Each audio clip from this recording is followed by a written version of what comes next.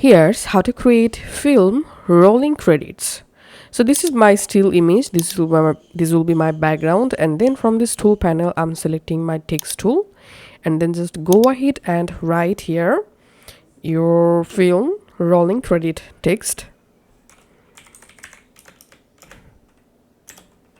So here I've just used some dummy text. After that, select the selection tool and then go to effect controls, and before that make sure to adjust your text layer duration or length. Then go to effect controls and here select motion, and you have to add your playhead at the 0 seconds of your text clip, and then enable a keyframe for position.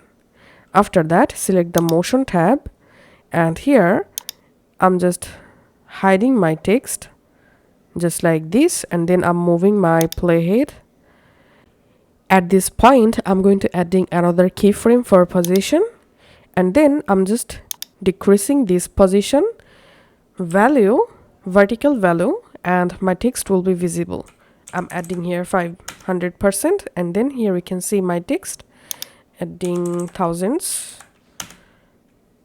So here's I've added minus for 20%, and then let's play our timeline. And here, as you can see, I've successfully created a dummy film rolling credit.